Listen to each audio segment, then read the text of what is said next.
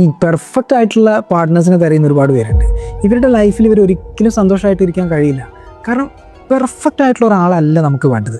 നമ്മളെ കുറ്റങ്ങളും കുറവുകളും ബലഹീനതകളൊക്കെ മനസ്സിലാക്കി കൂടെ നിൽക്കുന്ന ഒരാളാണ് വേണ്ടത്. ഇൻസ്റ്റാഗ്രാമിലും സിനിമയിലൊക്കെ കാണുന്ന പ്രണയം കണ്ടിട്ട് എൻ്റെ ഹസ്ബൻഡ് അങ്ങനെയല്ല, എൻ്റെ വൈഫ് അങ്ങനെയല്ല എന്ന് പറയുന്ന ആളുകളോട് നമുക്കറിയാം, ഇൻഫ്ലുവൻസേഴ്സ് ആയാലും യൂട്യൂബേഴ്സ് ആയാലും ഒക്കെ തന്നെ ഒരുപാട് നല്ല ഐഡിയൽ കപ്പിൾസായി കാണുന്നവർ പോലും പലരും ഡിവോഴ്സിലേക്കൊക്കെ പോകുന്നുണ്ട്.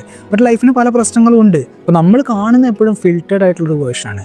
അവർക്ക് ഒരുപാട് പ്രതിസന്ധികളും പ്രശ്നങ്ങളുണ്ട്. അതാരും കാണിക്കുന്നില്ല, കാണിക്കേണ്ട ആവശ്യമില്ല. ലോകത്തൊരിടത്തും ഒരു പെർഫെക്റ്റ് റിലേഷൻഷിപ്പ് നിലവിലില്ല.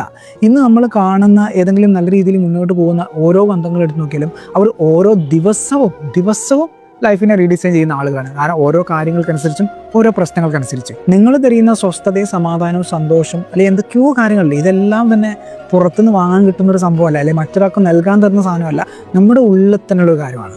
അത് കണ്ടുപിടിച്ച് മാറ്റങ്ങൾ എടുക്കാൻ സമയമെടുക്കും. അത് കണ്ടുപിടിക്കാൻ ശ്രമിക്കുക എന്നുള്ളതാണ് നമ്മൾ ചെയ്യേണ്ടത്. കണ്ടുപിടിക്കേണ്ടത് എങ്ങനെയാണെന്ന് പഠിക്കുകയും ചെയ്യുക. ഇത് മാത്രമേ നമ്മൾ ചെയ്യാൻ പറ്റുള്ളൂ. ഇതാണ് നമ്മൾ ചെയ്യേണ്ടത്.